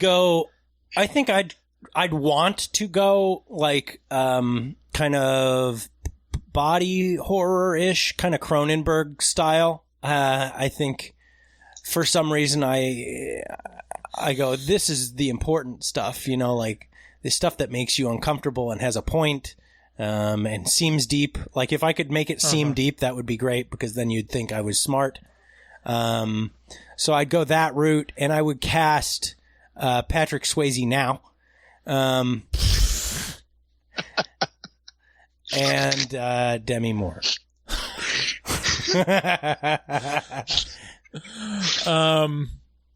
Feel like here's the thing, like, what I would want to make versus what I probably would actually be able to do a service to. Two different things. So what I want to make is like a super pretentious, supernatural A24 type horror movie. Yeah. But I probably wouldn't be able to do that. It's like I just don't have it in me, probably. But comedy horror, like, I can make a comedy horror. Just put enough dick jokes in there. Well, a lot of like slipping on banana peel sound effect. Whoop, whoop, bonk. Yeah, a lot of that. But I guess that's the question. The comedy horror, what would it be parodying though? Feel like probably found footage. The abortion question. Found footage. I guess they did make a found footage scary movie. Oh, they did? I think literally like a Marlon Wayans. Oh. It was like, I think it's called A Haunted House or something like that. Okay. It looks funny, like from the trailer. If it's from a Wayans brother, anything that the Wayans make is funny. It is definitely funny. Okay, yeah, good. Well, thanks for wishing Bryce a happy birthday. Bryce is now 40. So old. How are you that old, Dustin? You don't have to divulge, but you're not that old. No, I think I'm 38. Yeah, samesies. Getting there. Yeah. Well, in 2 years, you guys get to get fingers start putting up your butt when you go to the doctor. It started like 20 years ago, buddy. What are you talking about? I've been putting fingers up there since. Yeah, and you don't explore your body.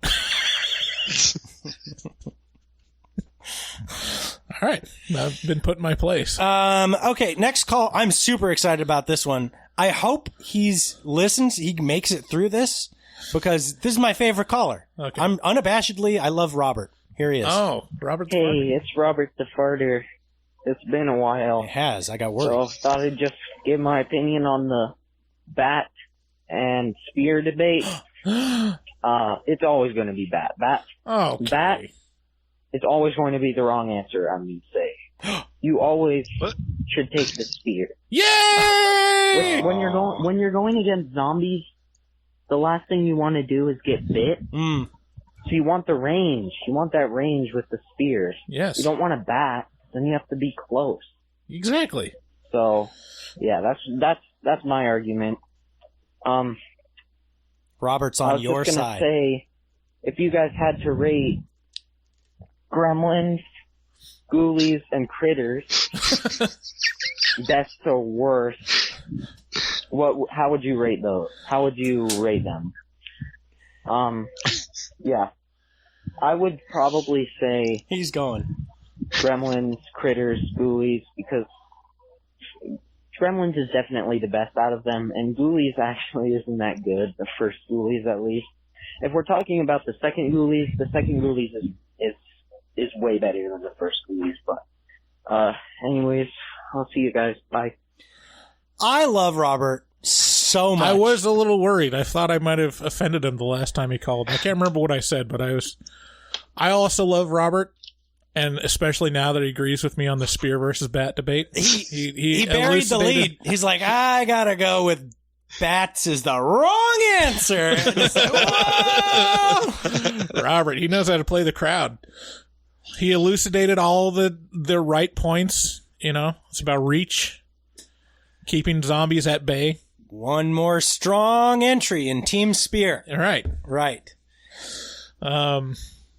Yeah, I mean, I don't know. Does it feel obvious that it's Gremlins, Critters, Ghoulies? No, that's the obvious. Yeah. What do you think, Dustin? Yeah, that's obvious. Robert's I mean, even right. if you just like rate it on production value, that's what you're going to come with. When was the last time you watched Critters, Dustin? Eons ago? Yeah, it was before college even. You should go back and watch that one. We watched that I need to. last week for a bagged episode. If you're on the $6.60 second tier, you'd hear it. It's on there. Our review of the Critters is on there. Dude, Robert, you have to keep calling, and I'm gonna need you to. I'm sorry to do this to you. I don't want to pigeonhole you, but you gotta fart. Yeah, if you're gonna go by Robert the Farty, you gotta fart, dude. Yeah. Even if it's just a little. It's Robert the Fart. That's my favorite. Although the big cavernous echoers, I'd be okay with that too. Here's our next caller. Hey, you guys. This is Jessica E. I'm calling from Nashville. I have never called in before, but I just listened to your Fart Simpson episode, and I fucking lost it when he was doing farts in chords. Yeah. Like, oh my God. I don't even laugh at that kind of stuff. And this just had me rolling. It was so great. That episode was fucking hilarious. Thank you, and you're welcome for now getting to revisit this in a few weeks. So, thanks. Bye. Love you, Jessica. Yeah, it was a great episode. I gotta say, Fart is probably, no offense, Dustin, probably our best guest that has ever been on the podcast in terms of upping the level. Well, he's an audio guy, right? You know, it's his lane. Like it's been his lane his whole life. Yeah, in terms of expertise, like I feel like even though he's never podcasted before that I know of, he has. Yeah, well, I mean, he's guested all over. He's guested on stuff, but he doesn't have his own. He doesn't have his own podcast. He's probably more of a podcast expert than we are. Probably. Oh yeah. Yes. How did you Dustin knows of Fart Simpson like intimately the same way we do. Yeah, I mean he's more famous to me than like even Freddy Cougar was. No offense to Freddy Cougar, but as far as relevancy, I'm a big Your Mom's House fan, Tiger Belly, H3, all those podcasts. And he's on them all the time. So I knew exactly who he was as soon as David said something about it. So yeah, how did that episode strike you? Did you like that? Oh, it was great. The soundboard shit. It was another level. Yeah, it was another level for sure. Yeah, the farts and chords, like I was so delighted by that because that'd be the shit that I would do too if I did that as a kind of as Did a career. you just realize that this is totally within your realm? Right. Like you could do this right now? I could. Yeah. I would be through the roof if you could compose a song out of fart chords. I would be. Huh. Yeah. It's time to start a collection. That's a good point. We gotta get some mobile recording gear that's just gonna get fucked up with farts. Well, YMH had a fart mic for a while. They still do sometimes. I feel like they abandoned it. They did abandon it a little bit, but every once in a while, Christina will pull it out and rip one hard. Yeah. Just recently, I heard one. Okay, yeah, the fart was great. We love him. Hope to have him back very soon. I'm actually surprised that I don't fart more in the podcast because I feel like the morning is my most gaseous time. Yeah, you don't have a lot of body functions except for burp. You burp a lot. I burp a lot, a lot more than me, actually. Yeah. But I definitely fart more than you. I'm much more Roberts level. Right. Anyways, we got to get through these callers. Yeah, next call. Let's see what we got. Hello, my favorite podcasting duo. Hello. This is CJ, the beast from the Northeast. Ooh. I'm going to keep this one short and sweet. David, do you plan on playing the new Evil Dead game when it comes out? Have you seen any content on it? And if you do play it, maybe we can team up, kick some Deadite ass. All right, I got to go terrorize my local pizzeria. See you boys later. CJ, the beast from the Northeast, wants to know if I have seen a few things about the new Evil Dead game. Yeah, I'll probably pick it up. I've played most of the Evil Dead games that have been released, and they've all been varying degrees of kind of garbage. But none of them are. Yeah, thank you. Oh, wow, really digging into that groin. My balls. Please stop. Really. You just. He's got the best angle at it too. Oh. He's just like squared right up to see my crotch being scratched. Jiminy Christmas. Got the outline of everything. So yeah, I'll probably pick it up. Right now, I kind of get stuck on games for years at a time. How many Evil Dead games have there been? I mean, from the PS1 is where I picked them up. There's been a few. But not a tremendous amount, but I'm thinking mostly back in the. I guess I haven't seen Army of Darkness, and I feel that's where the most content you could get out of it, because Evil Dead, it's like there's not a lot of monsters to really combat. There's like 3 or 4. That wouldn't be a real great game.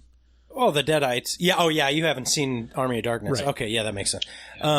Yeah, I get I'm stuck on Dead by Daylight. I just can't stop playing it. Dustin, you play a decent amount of games. What are you playing? And do you think you'll pick up the Evil Dead game? I might pick it up. I don't know. It depends on reviews. I hate to be that guy, but no, yeah, same. Typically, that's how I go. Right now, I'm into Elden Ring, which a lot of people are into. Oh, yeah. It's too fucking hard though, so I'll probably ditch it here soon. You clearly middle-aged man because you're like, fuck this. Yeah. I'm not anything that's clout. Exactly. Everything that's super competitive PvP stuff, I have a hard time getting into. Yeah, it's just how it is now. That's the new reality of things. I like to wreck other people's gaming experience. Oh man, I can't do PvP stuff.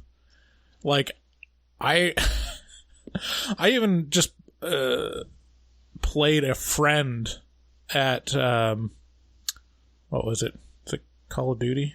Okay. Like decades ago now, probably. But it was like he was just like, "Oh yeah, I game too," and he's kind of a casual guy. He was just knew him from church, and he came over, just destroyed me. Mm-hmm.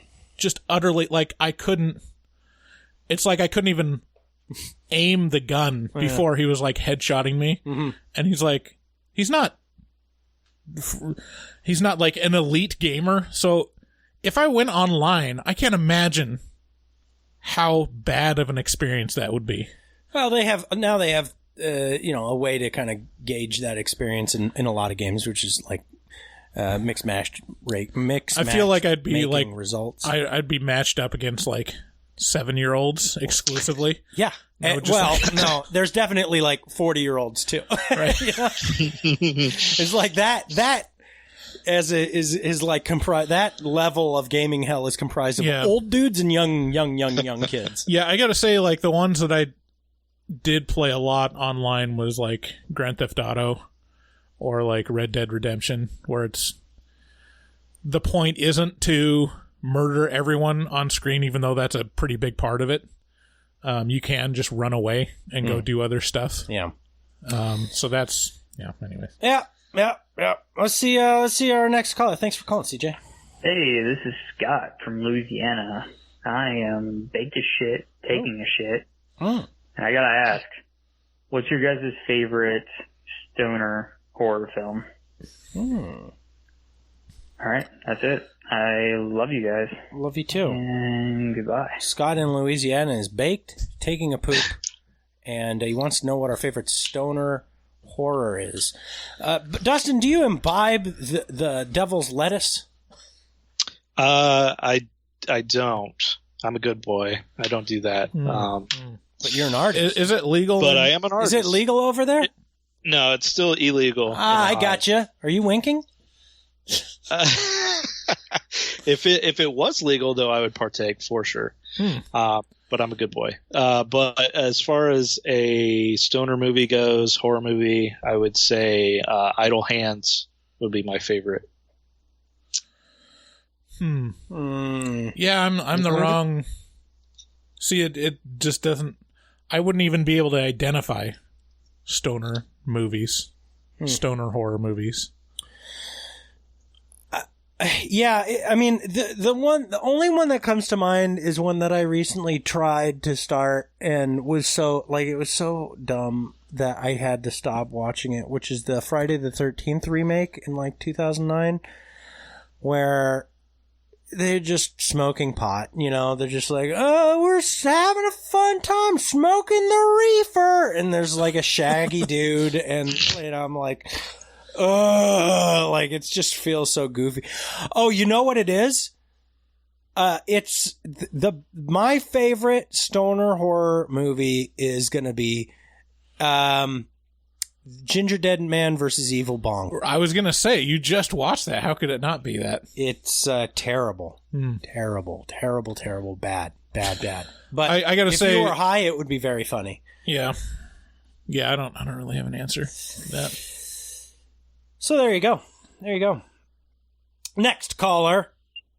Hey guys, this is Jeremy from Milwaukee calling you again. I was just listening to the It Follows that David was on. Thank you guys for shouting them out a little bit. That is a great podcast. I really much appreciate the recommendation. And that was a great episode as well. I just want to say that. And then also, you mentioned that you might be moving. And I want to say, what the fuck, David? David? Because what's that going to do to the podcast? I know you guys can do it, from anywhere, but do you think it's going to actually affect the podcast if you move? Because I know these things are so much more fluid and dynamic in person. All right. Bye. Yeah, so Jamie, listening to podcasts from years ago and then being like, David, what the fuck? So that's not necessarily current information. But we're always, you like to surf around on what middle-aged white male hasn't got Zillow open every single night of his life? So I'm not saying it couldn't happen, but he's got a lot of good points though. Yeah, yeah, sure. It would be the end of the podcast if he moved. Wow. Okay, well, say la vie. It would be like. The last thing anybody should do ever is challenge me. If that's the last thing they should do. It'll be the turning point. It'll be like the Zombie Simpsons episodes after you move. Wow. Like, I want to move so much more now than I did 10 minutes ago. I used to like horror movie talk until, it became zombie horror movie talk. Zombie horror movie talk. Now I just want to do it so much more. Yeah. So much more. So there you go. Yeah, and then he's saying thank you for shouting out. I think it was probably Nightlight Horror Movie Club because I did a spot over there like a year ago where we reviewed It Follows. We also reviewed It Follows around that same time. Yeah, I was on there for Poltergeist. And I think I was on there for something else. Wasn't I on before? Yeah, I can't even remember. Dustin, did you like It Follows? Was that a favorite for you? No. No, I didn't. I didn't like it. No way! Yeah, I didn't It like stinks. Why didn't you like it? It was very boring to me, unfortunately. Wow. Weird. Yeah. If it doesn't have a bunch of skull fucking and That's babies right. being murdered. There wasn't enough babies being tortured. Oh. There you go. Something for everybody, you know? Yeah, actually, I was talking to Carrie, my wife, the other day, and she's like, didn't Bryce not like It Follows? And I was like, yeah. No, I mean, he didn't hate it, but it wasn't his favorite. And she's like, I just can't respect people that don't love It Follows. So now you know where you stand with my wife. All right. Well, Nice. there you go. Okay. A couple more. Here we go. Hi, this is Sam from Indianapolis. I'm listening to your hatching review, and I'm about halfway through it, so I don't know if you guys draw any of the parallel thoughts with me here, but when I'm talking about the black crow flying in, to me, that seemed to represent more of just anything that kind of comes in and wrecks up the mom's, perfect life, and shows just how she immediately deals with whatever sort of snap judgment, doing whatever it takes to just destroy whatever that negative energy or happening is. And then you kind of see it again with, her fucking tarot and just kind of leaving her boring, life to have the love that she wanted. And then, the constantly making Kenya keep redoing the thing. She can't do it, and just till her hands work bloody. And then, I think the darkest part of the whole movie is in the end, the mom really learns nothing. Kenya is dead, but then she has Ollie, and, Ollie is kind of actually the young version of her, whereas Ollie was doing anything to destroy anything that was ruining her perfect life with Kenya. So, in the end, everybody got more hatching than they bargained for. Bye-bye. Well said. Yeah, no, Sam. Yeah, well, you make some good points. Did you get to see hatching, Dustin? No. Spoiler alert. Yeah, spoiler. No, it's fine. Yeah, I think we kind of mentioned that, where specifically the crow flying in is basically breaking up this perfect scene, and it's the whole hatching metaphor is to show. Well, don't get so offended, Bryce. Okay, whatever. Jesus, look at this guy. His ego on him. Okay, we got two more to get through. This is a long episode. Oh, Gentlemen. This is CJ coming to you from the land of taxes and liberty, Massachusetts. I wanted to get your thoughts on folk horror. Folk horror. And your top 5 folk horror movies. I am one who enjoys history and dark fairy tales and all that kind of stuff. So pretty much anything that A24 puts out, Hereditary, Midsummer, I liked The Ritual. I know that's not A24, but it was on Netflix.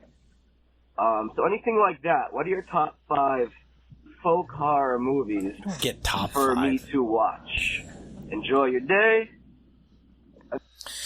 I mean, my top 5 would probably be the 5 that I can think of right now. Right, yeah, I'm not going top 5. You get like, I'd say in terms of folk horror, I mean, Midsummer's great, but The Wicker Man is so perfectly perfect. Yeah. Like I can't, like the original Wicker Man was great. Yeah, I feel I'd go the Witch would be number 1 for me. What qualifies something as folk horror?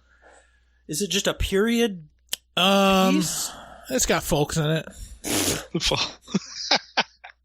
got some folks. No, I think it's like kind of culty shit related to folk legend, related to like,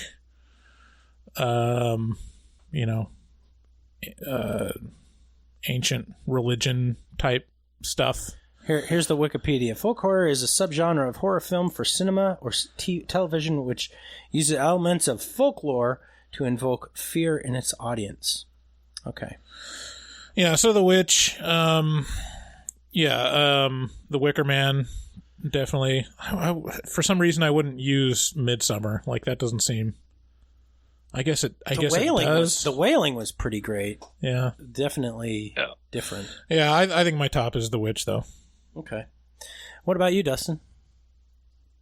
I'm looking at Shudder right now, and like looking at the folk horror section. They have Texas Chainsaw Massacre in there, so I'm a little confused as well. Like just a bunch of folks. They're good old boys. Just a bunch of folks in Texas. But I think you guys nailed it with what you got there. I mean, The Wailing was great. Wicker Man. I would say Midsummer is kind of folkish. I don't fucking know what that means. Oh, you know what I forgot? Yeah. RoboCop 2. Okay. Last call. Yo, this is Mike. I just came across your podcast. I really dig what you guys are doing. More porno or horror movie, and can't believe you guys fell for the COVID hoax. Anyway, stay being afraid of the air. Talk to you guys later. Mike from California. Hey, Mike from California said a lot of nice stuff about us, and then is like, I can't believe you fell for the COVID hoax. Stay being afraid of the air. Which seems like, I don't know what we exactly said to upset Mike. Mm-hmm. But clearly we mentioned COVID and the fact that it is something that exists.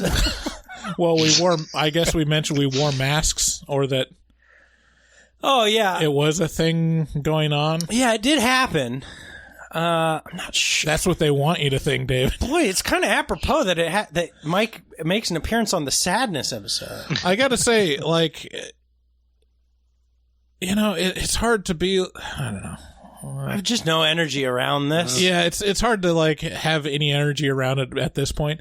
But really, now that people are vaccinated and like doing nothing else, like we're not wearing masks, going out in public and stuff. Okay. It's just a question of like, was it worth it?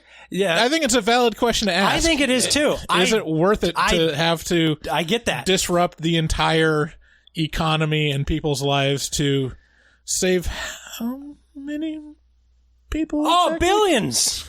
It's like, yeah, no, there's definitely an element of me, like, I've never trusted the government in any way, shape, or form. Just as a general rule of thumb, I go, if it's from the government, it's lies. Like, it's just, they're just trying to control us sheep. Like, I'm all that. But also, I'm like, I don't like being sick. Right. I don't want people to get sick. Well, here's another conundrum. Framed by left versus right debate. Oh no, Centrist Bryce is back. Is this a new character on the show? Centrist Bryce comes out. Centrist Bryce with hot take.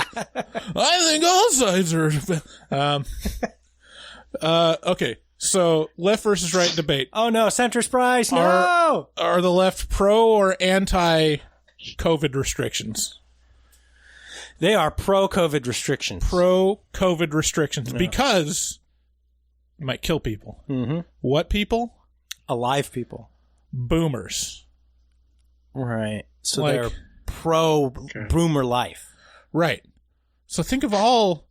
Like, so in the terms right of, is anti-boomer life? And it's ironic because so much of the right is comprised of boomers? Right. I'm saying, like, if you want your agenda to go forward for, like, progressive politics, wouldn't the absolute most conducive thing is to get rid of as many like entrenched old people?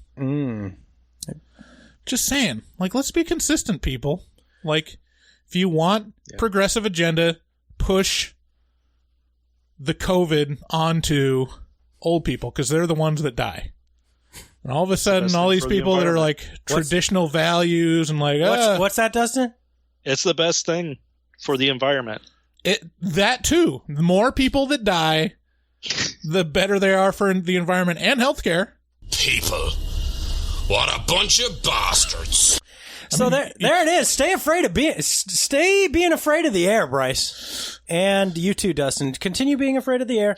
And actually, you know, I mean, I've said this before, like, I just do what I'm told. Like, I'm not taking a strong stand. I'm not saying like this is blah blah blah. I'm not taking like a casting dispersion or attributing values to people that are pro or against. I just do what I'm told. Just people said, like, you just got to wear a mask now and not go out. I'm like, okay, whatever. Well, that wasn't a tall order for Bryce. Right.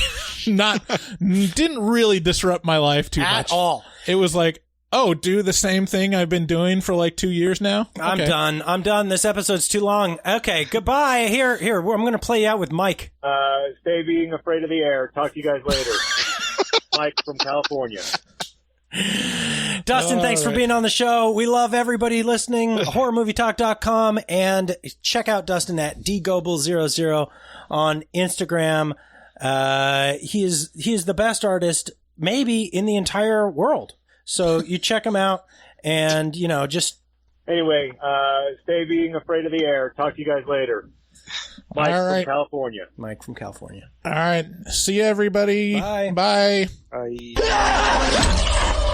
Oops. Hello and welcome to Horror Movie Talk.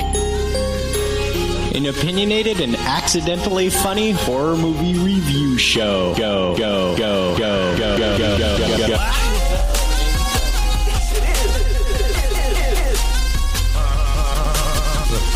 The stroll through the scraggly woods. He had no face! Horror! Sabrina, don't just stare at it, eat it. New theatrical releases always get priority.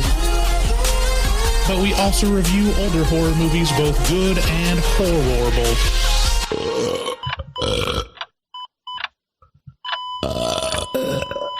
Wow, that didn't sound good.